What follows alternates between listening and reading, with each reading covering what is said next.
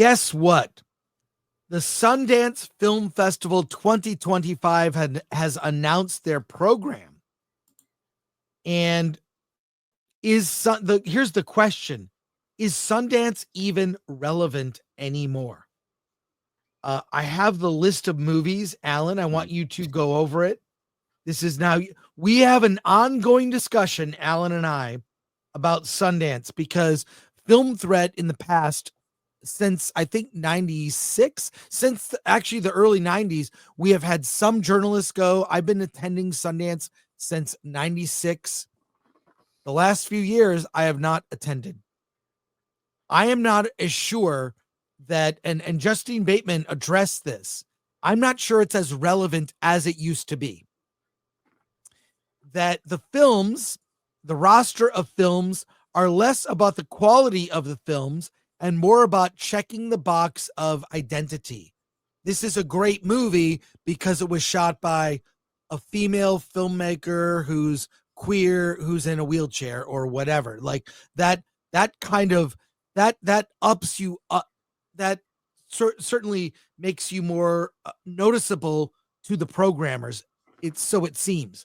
So, and you can speak to this better than I, Alan, the quality of the films has dropped. Before we get into the program and look at the actual movies playing Sundance, what are your general thoughts on this topic? My general topics, Sundance.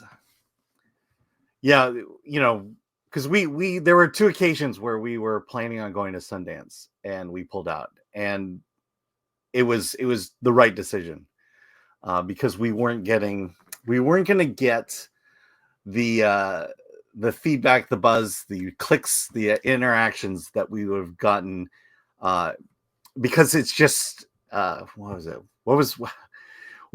return on investment just wasn't there.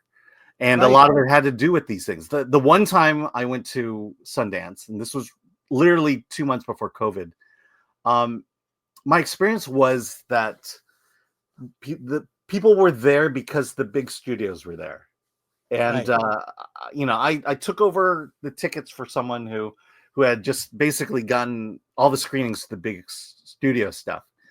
And the issue that I ran into was that this is January, the beginning of the year, right after the awards rush, and you're not getting the best of the best here. The studios are getting stuff that they want seen, but aren't going to get nominated down the road because no one's going to talk about these films that come out in January, in fall, and and so. I think what happened after that, after the pandemic, the studios got wise and decided, well, we're not going to put that much money and effort into Sundance anymore. And so what happens is at Sundance now, the studios, the press, the mainstream press will show up the first weekend and then leave. And so that leaves a full week of Sundance where it's indie films and no one's there. And they're just not getting the coverage. We had one person there, and I can tell you publicists were begging her to interview their clients. Really? Yeah. Hey, do you want to talk to this person? You want to talk to that person? And then, we'll talk about it in just a moment. But yeah, the choices of films feel more activist driven than it is from a true dramatic filmmaking standpoint, which I believe is what Sundance was created in the first place. Right.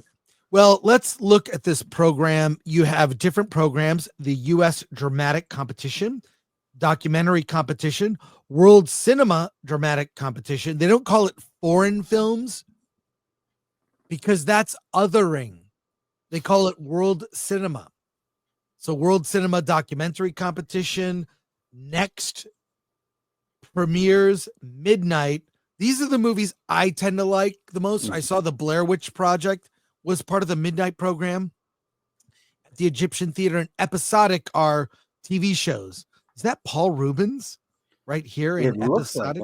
It looks like Paul Rubens probably in an unreleased TV show or project here. I'm going through the ones that interest me are the Midnight movies. Let's look at these. We've got everything from Dead Lover, Didn't We?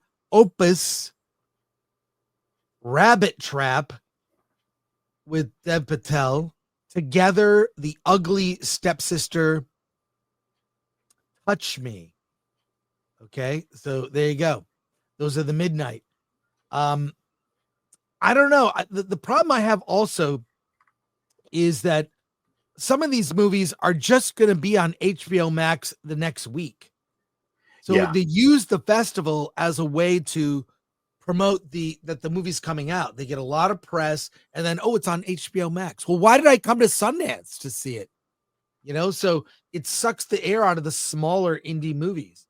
I do think pound for pound, or when it comes to comparison, Slamdance has the better movies, the smaller indie movies, the new voices, but even they have got caught up in identity and all the, well, we're going to program this because it's a woman of color, queer filmmaker. Well, man, if you're a woman of color, queer filmmaker, you are beating the generic white guy, straight filmmaker every day of the week. I'm just the way it is. You don't even have to make a good film. You'll get considered. You don't have to make a good film. That's the truth. Even Justine was pointing this out. When it comes to Sundance, though, I gravitated towards the docs because the narrative films, you never knew if it was going to be any good.